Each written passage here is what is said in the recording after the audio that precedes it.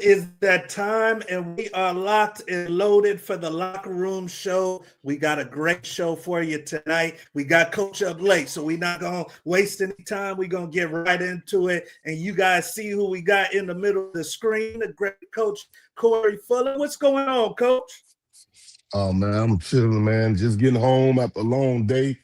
And so I'm just chilling, ready to brush my teeth, wash my face, and go to bed. I heard that. I heard that. Q, you good? What's going on, Guru? Oh man, we good. I'm feeling wonderful. Like I told Coach, but we passed up about 7 Gators and 4 Canes to get Coach on, man. So Oh we man. gonna get it. We gonna yeah, man. I know. We gonna get it done, though, Coach. I promise. We I had to get promise. Coach in, and last time we had Coach on, he blew the house down. And this is somebody that comes from their heart. You know, it's not too many people like that anymore. And he gave us some time, and we are definitely gracious for that. So, Coach, let's get into it. I mean, obviously, you are a Florida State legend. I mean, made big plays back in the Bobby Bowden days, and that was when national championships were the order on the menu. And then you went into the NFL, and then you started giving to the community and coaching and really giving back, Coach. So I wanted to ask you, when you originally signed to go to Florida State, was this always a part of the agenda? Was this a part of the vision, or did this kind of take hold of you too? Man, to be honest, when I started playing high school football, man, I didn't know I was going to college. I was playing because I was good. My boys was out there. It wasn't no like I'm first generation college student, and it wasn't like it was a thought that you gonna go to college for playing football. After my ninth grade year, I did go to University of Georgia, and they offered me, and I committed to them like a crazy man. And then Florida State just started recruiting me heavy. I was recruited by everybody in the country. I was number four rated cornerback coming out of high school, and man, I couldn't leave Tallahassee because of the work they was doing with cornerbacks. You know, at that Yeah. time, Dion, Leroy Butler, Bobby Ty Butler. Buck, T Buck, yeah. You know, Terrell was there right before me, and Mm-hmm. we just kept going. The real DBU just kept going. So it was a easy, simple decision for me. Go to There Florida you State go. and make your dreams come true. Yeah. Yeah. Did you see yourself giving back this much, or was your vision maybe the NFL, and that was it? My vision was the NFL, but my brother got killed my second year at Florida State. He got shot, and it changed my whole perspective. My major was criminology when I first got in college. I changed it. My degree is in child development. I Okay. knew I wanted to honor my brother' death by giving back and developing young people and try to save as many lives I can in the process of doing it. Wow, that's huge, Coach. And obviously, that will affect you. And for you to even be able to concentrate on yourself, let alone other people after that type of tragedy, is huge. Um, let's get into our next topic, you guys. And Coach, this is obviously real time. You would have made a lot of money playing back in at Florida State in your day, but the NIL, Coach, the NIL is real. Obviously, you guys are paying guys up at Florida State. When you think about your biggest concerns, Coach, the NIL, what would you say your largest concerns are? I don't like at Florida State, I'm the director of player relations, so I deal with all the kids on our roster. NIL, I don't get into their money. The same thing as a pro. What you make is what you make. It ain't none of my business. Yeah. I think the kids should be rewarded financially for all the money that they're making for these institutions around the country. Um, to be safe on it, I think that college football some way have to come up with a union type form for this to be successful long term. If not, college football may start finding itself going the other way, not just because of NIL. It's a lot of other stuff that goes on that is people don't see. You know, so Okay. the development of young men is very crucial for me. And so we try our best with our player development program at Florida State to do everything we can in this new era of football in the NIL pay era. So my job is to try to help them transition from X and O's to their souls into life. So when they do leave Florida State, regardless where they end up at, that they have the foundation they need to go back into society and the world and be productive. That's huge, Coach. And obviously, this is all new. So we're figuring this all out together. And I know that you guys are doing a great job at Florida State, trying to really guide them young men. So I appreciate that, Coach. We'll have Guru back on with us here shortly, but we've got the man of the hour right in the middle of the screen. We want to get him in and out because he's blessed us with some of his time. Corey Fuller. This is somebody that was big time on the field at Florida State and has transitioned to being the director of football relations. Coach, you obviously played for a college legend in Bobby Bowden, and very few of us get to play for coaches that are as transformational as Bobby Bowden. But we just lost one, Coach, and Lou Holtz. And obviously, you guys had your battles back in the late 90s, mid to late 90s. And all-time winners, coach at Notre Dame, had many wins also at South Carolina, coach. When you think back to Lou Holtz, what do you think made him so transformational and successful in college? Not being able to play for him, being able to impact young men's lives. I think you if you went off the field, you'll win on the field. If you win in their life, they'll give you everything you want on the field. And from a distance seeing him, he won in a lot of young men's lives that definitely look like me. And that's why you can see the outcry for the loss of him. He was a great coach. I've heard him speak a few times. Had a great personality. He loved ball. He loved talking ball. And he was a ball of fire. And it showed up in his players by the way they played. I did get to play against Notre Dame 2 years in a row when they had some great players there. And so he had to do a hell of a job at Notre Dame because academically, they not letting you in. You don't meet their qualification, they moving on. So for what he done there, it was great. The thing why I argue Coach Bowden is arguably the greatest college coach ever is because what he done at a place that had never done it. Historically, if you go check all the big, I'd say it's about 12 to 15 iconic schools in college football. If you go check their history, every one of them got a 50-year start on Florida State, and every one of them had won before. It had never been no winning at Florida State before Bobby Bowden showed up. And so, and we was a girls' school for 50 years. And so we did a lot in a short matter of time, and it was because of the foundation of Coach Bowden and the players that he brought in and assistant coaches and what they poured into us. That's why when you see so many of us from different generations who played for Coach Bowden, you can see the man that he helped build. You can hear the message from us, and all of it is pretty much the same across the board. No matter if we played for him in the 70s, the 80s, the 90s, or the 2000s, the message is the same. It was very consistent when you had a coaching staff that worked together for over 25 years. And so they did some, and you got to think about it. Tallahassee is in the deep South. They from Alabama by the way of West Virginia. And they came here and took Afro-American boys and got us on the same page and did something special in college football. You know, everybody Yes, can indeed. count to national championships. We didn't have to play Miami and Florida every year. That's what he chose to do. He was the king of the road. That was the title of Coach Bowden at one time, the king of the road. He would go anywhere, at any time, and play anybody. And so he got famous for that. But historically, you can go find coaches that got more national championships than him, but find them who did more with less and with no history than him. I love it, Coach. People gonna Guru. say Nick Saban, but Bill Bryant won 6 national championships at I'm Alabama about to too. say, Now. yeah. So every coach been at LSU won a national championship. Every good coach that's been there. Yeah, that's real.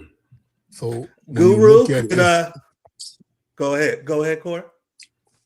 When you look at it, like USC, Florida State, Michigan, Ohio State, Nebraska, Miami, Alabama, Georgia, LSU, Florida, Texas. See, people, Texas A&M, they haven't won anything since 1933. Yeah. Mm. And so, No, like, that's a are good they an point. iconic school? No, they're not an iconic school. They just a school playing football. But Yeah. you I know, they got believe what Coach wasn't Bear Bryant was there before. He was at A&M before he went to Alabama, wasn't yeah, I think so with the Junction Boys. he? Yeah. But so Lou Holtz did great things at Notre Dame, and Coach Brown did great things at Florida State. So now they together again talking about all the great moments. So Yeah. I say Yeah. a prayer for his family. And regardless what how old you die, people that love you, they still miss you and wish you could stay here forever. That's the thing about life. They say life is a bee and then you die. So That's Yeah. Guru. You think Lou Holtz could have success with today's college football? Man, I feel like he can, man. He knew how to lay a foundation, man, and it was he was not just a coach, it was how he motivated the kids too. You know what I'm saying? Like it's just like Coach Fuller just said, man, he made men. So the same way you hear, Coach Fuller and T Buck and Prime and P Dub and Lavernius Cole and all them dudes that was coached by him. I'm sure you hear Tony Rice and Jerome Bettis and in the Rocket say the same about Coach Holtz. 100%. We are on to our next topic, you guys. And Coach Fuller, when you came out, did you go to the draft or excuse me, the combine, or did you go mhm. straight into? Okay. I Well, went we've to I, had. I went to the combine and everything, Senior Bowl and East West Strand.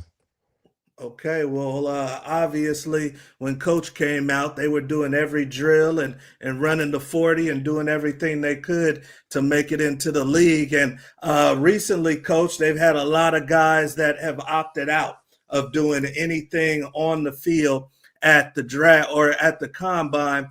And now they're starting to talk about not letting those guys come to the combine. What's your opinion on that, Coach? Should they still let these guys come and just do the interviews, or do they need to let guys come that want to compete? Man, the combine now is more of a spectacle for TV. At the end of the day, it's so commercialized. So I don't understand what's the thing. If they got a high enough draft grade, they coming to your school. Now, Mm, if you don't have a high draft grade and you go and you invited to come out and you don't do nothing, don't be no fool. You're gonna be looked upon. They're gonna be frowned on you at the end of the day. But man, when you got them grades some of those kids got, you're gonna have a guy that flop every year at the combine. It's just it ain't the combine. They probably would have did it on their pro day. So it's good that they went to the combine and mm. did it. And now they can go try to correct it and let everybody know that that was a flop. Okay. That's a No, good that's point. a good point right there. Right here, you see Emmett Johnson and three more players that fell flat at the combine. And that's exactly what Coach is talking about right there. Luckily, maybe he can correct some things before his pro day. We're moving on to the next topic, you guys. And I don't know. I just go want to ahead. say this to the young guys that's out here listening that pay attention to y'all podcast and still in college. If you're a great tester, test. The combine is a test. If you don't feel good about testing, test on your environment, on your grounds where you feel comfortable at. Because you run the risk of losing combines and bowl games. They all in place to take money out your pocket. Yeah. Now you can put money in your pocket if you're in the middle of the road or you got a mid first round, a late first round grade. You go perform on top level at the combine, you're gonna push money in your pocket. But if you fall flat on your face, you can push yourself not being drafted at all, too. So Yeah. make sure you're a great tester. A lot of these guys get a lot of bad advice.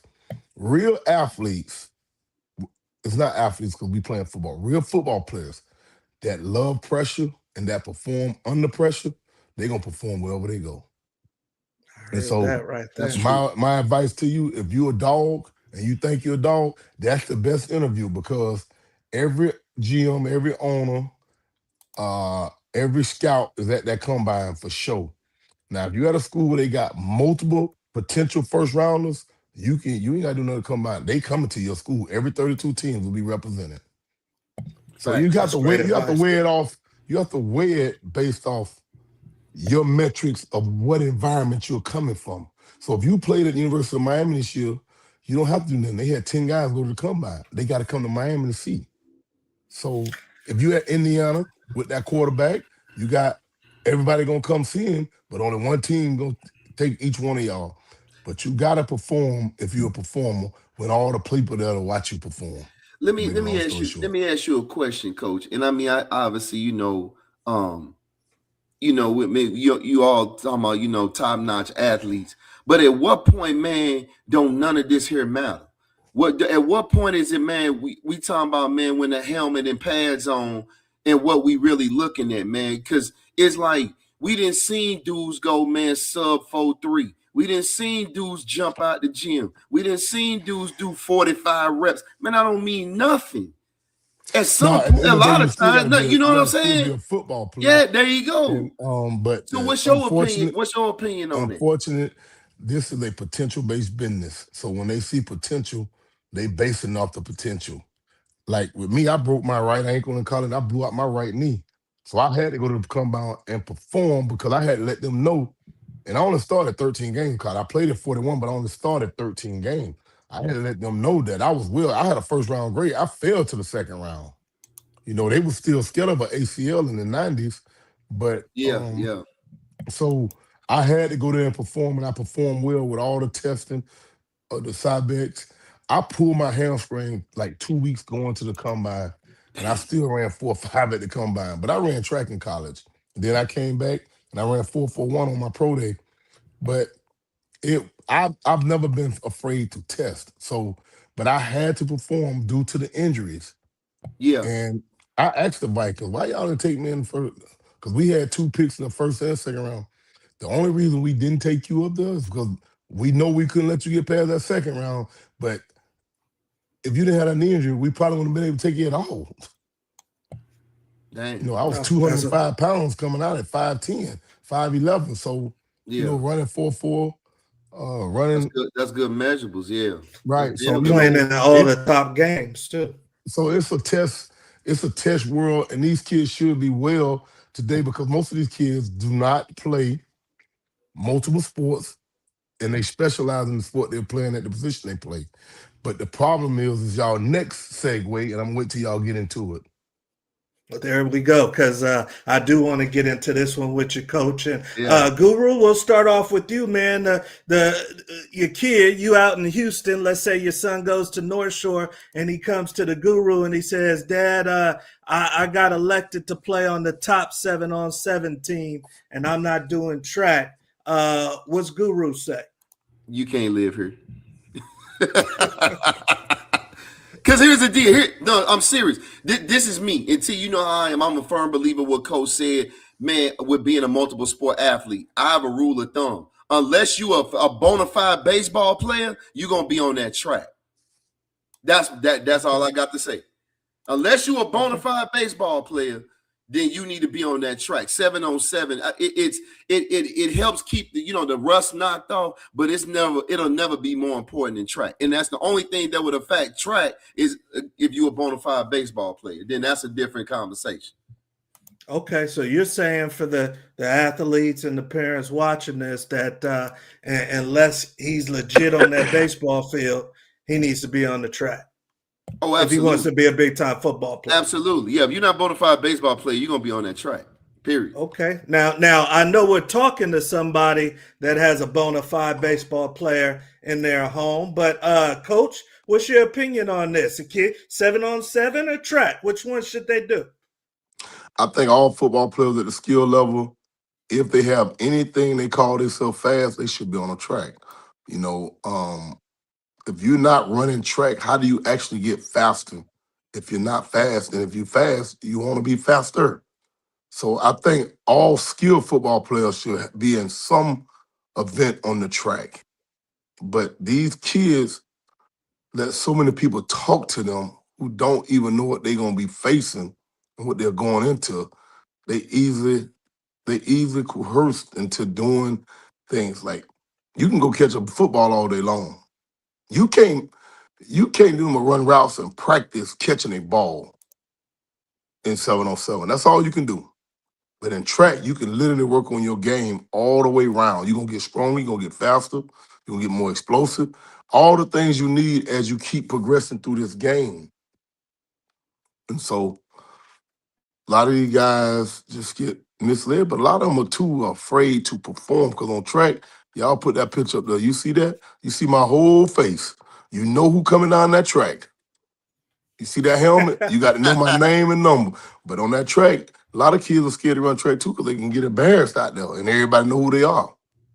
Okay. All right. Well, yeah. I mean, coach Yeah, gonna put it on but the table but for you know you. what? But still, cause if you out there and it make you a better football player, so be it. You know what I'm Right. So saying? every guy that run track is not going to be a 10-2, 10-3 guy. So Exactly. So at the end of the day, you out there to better yourself, and track gonna make you stronger. Especially if you got to run that mile relay, that quarter. Like you're gonna get a whole different level of strength in your muscles by running track too. If you Yeah, got the right track coach who gonna perform and train you the proper, man, you gonna be explosive. yeah, Now, coach, I know you're in the relations department, but I know you're talking to the people, the GM, the personnel people, Coach Norvell. What's your opinion? If they got a kid that they really like here, they got a kid they really like here, but one runs track, the other one doesn't. Do you think that's going to have a differentiating factor? Yeah, because one of them gonna be faster than the other one. Man, it's very few people that run track that are not fast. Like you don't like track is not a sport you go out to say I'm gonna run track. Either you gonna run over distance or you're gonna be sprinting. Most sprinters that who are real sprinters, they are fast yeah, naturally. Speed comes from God. It ain't some you can't yeah. go That's build true. speed. What you can do is build technique and In form. fundamentals of Yeah, how to yeah, run. But when people fast, they're just fast. yeah. 'Cause I done seen some guys run ugly and they fast. Right, yeah. And so like people used to always ask me, how fast are you? I'm faster than man, I got a cover. I Yeah, don't know how There you fast go. I'm because in life, when you're a football player, you only gotta run 40 one fast time in your life. And once you do that, you're good. But in track, you gotta run fast every time they take run or take your march. Get set, you got to run fast every time. facts.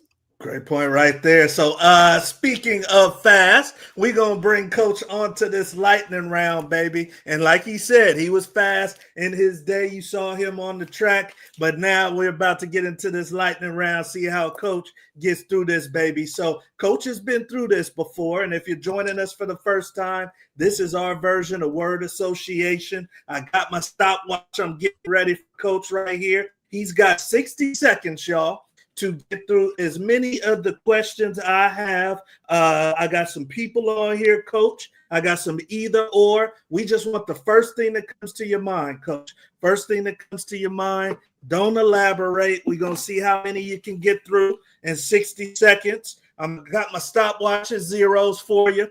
Now, we do this for a dinner, Coach. If you can get to 16 or higher, you got a dinner on me and the guru at your favorite spot in Tallahassee, Coach. So I, So I, so I guess I got to sign up, say I work for food.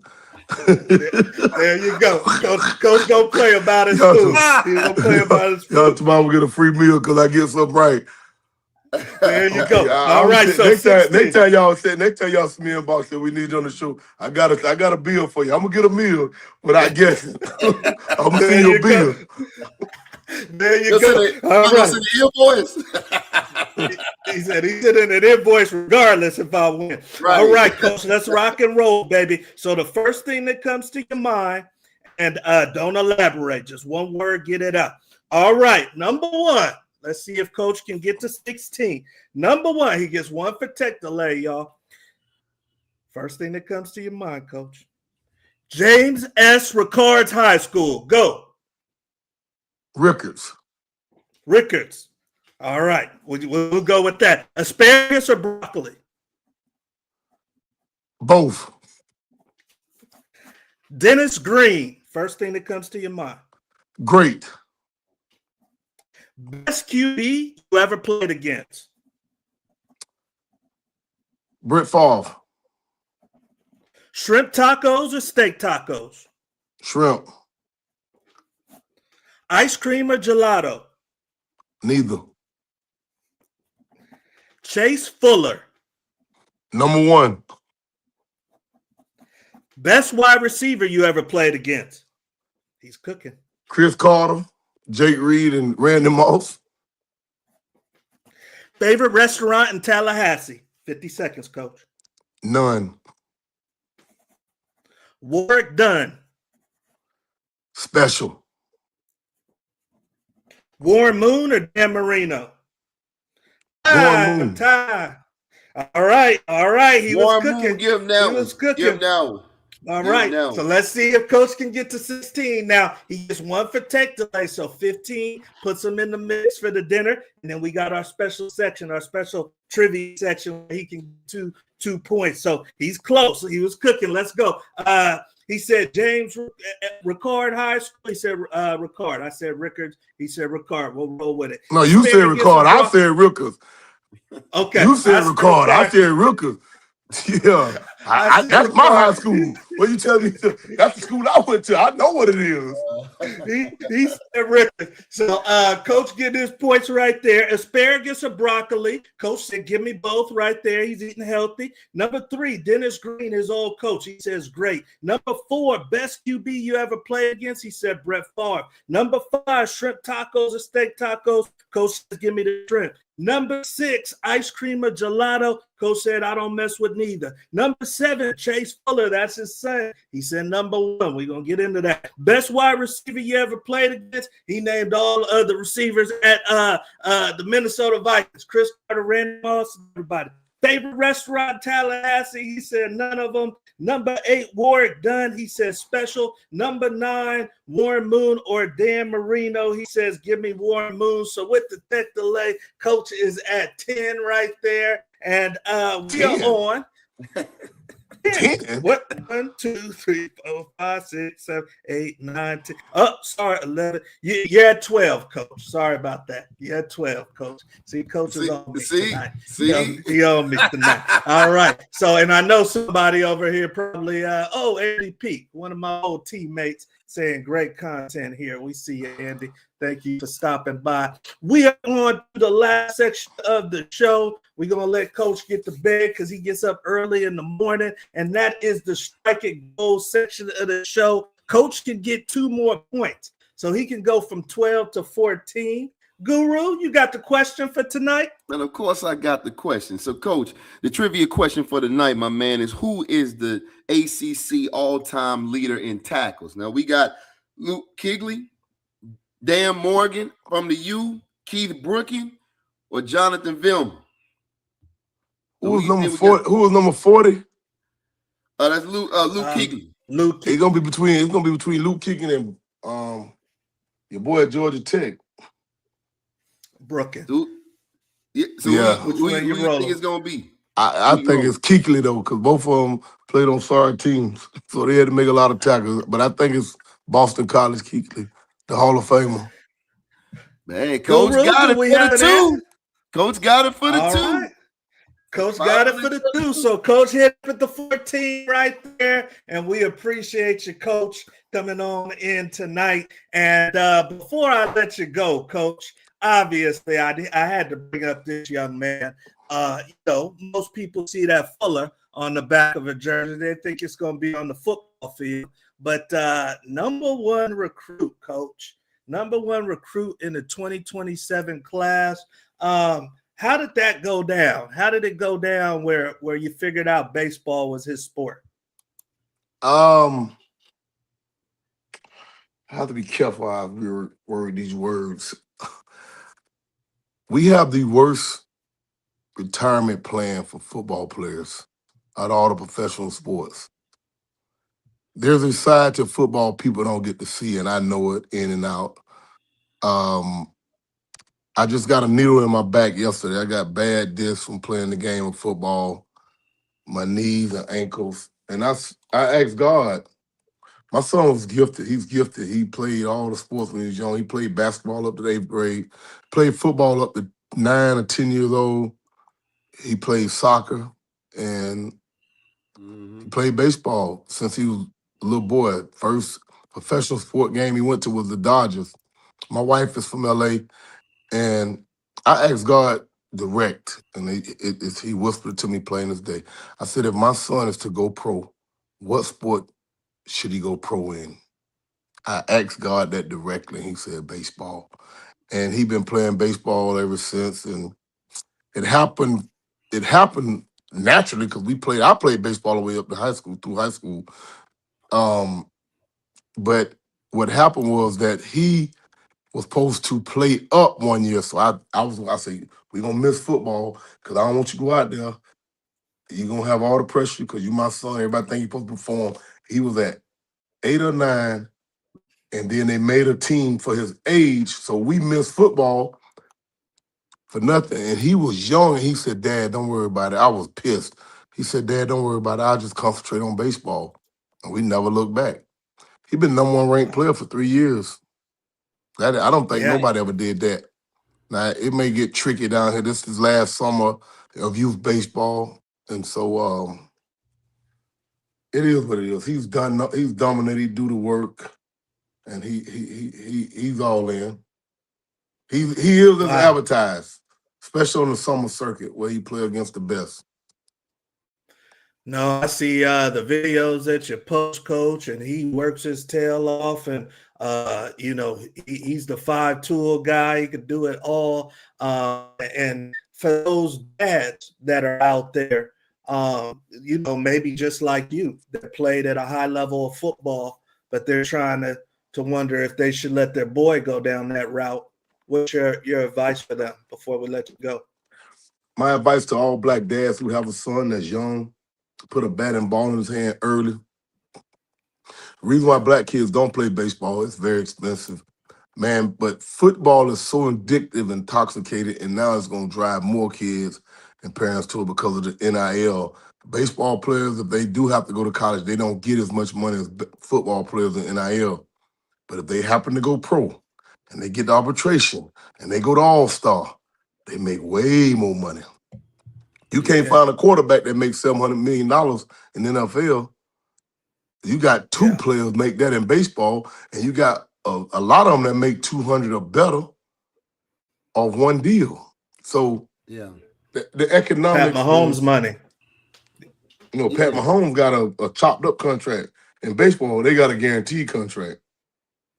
So once you sign that contract in baseball, if you die, your family still gets the money. Yeah.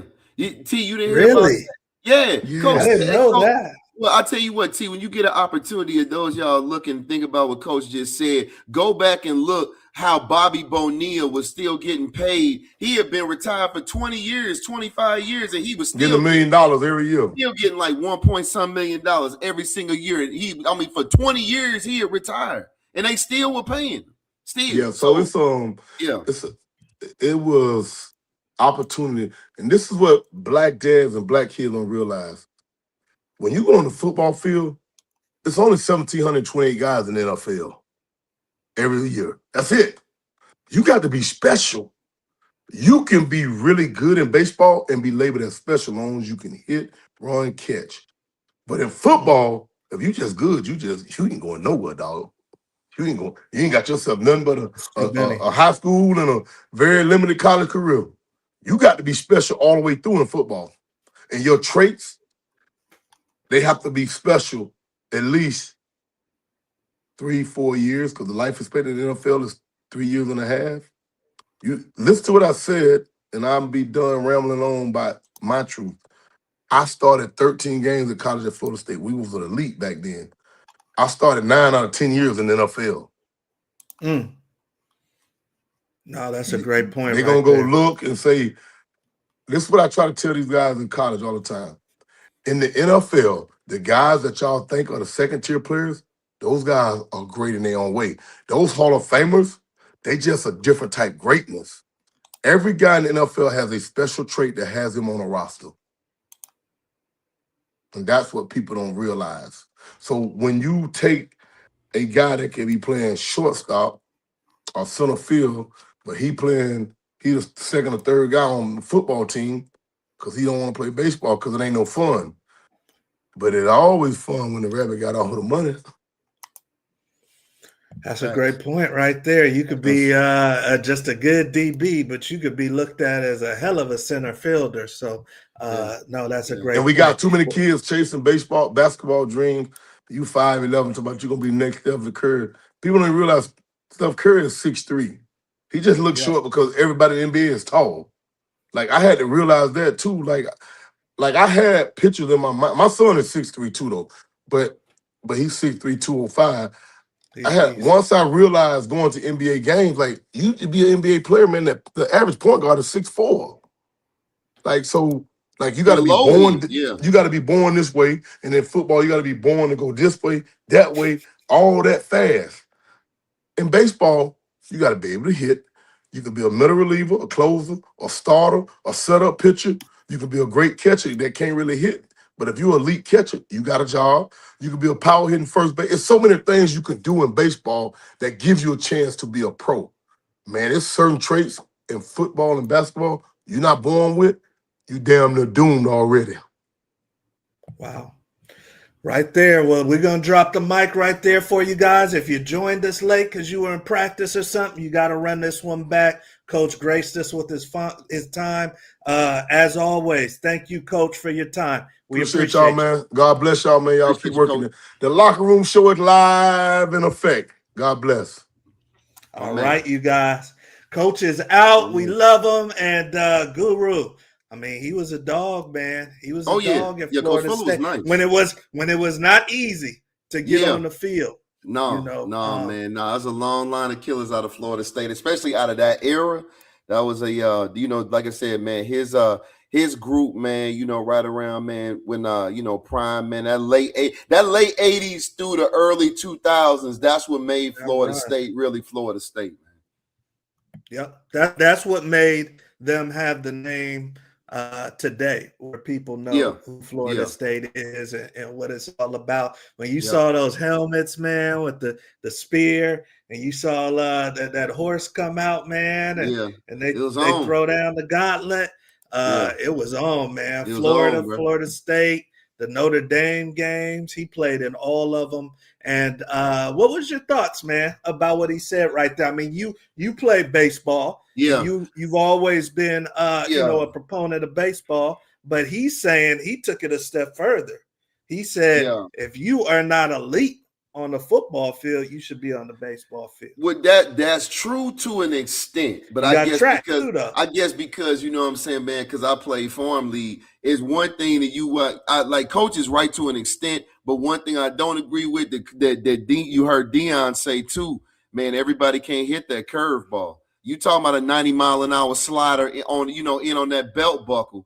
Hey, man, that's because when you get into pitching, man, as you go through farm league, man, you got guys, man, that's throwing, man, mid-high 90s with control. It changes. So it's a whole different thing. So it's like, to me, baseball in some ways, man, it is way more difficult, man. And Prime said it's way more, at least in regards to hitting. Like for example, I always told myself too, like scouts would always be like, all the way back even in high school, they would always be like, well, Quincy, you always make catch and punch look so easy. I say, yeah, because I play center and left field. If I can catch a baseball or if I can catch a deep shot in the gap, catching a punt is a joke. It's like catching a beach ball.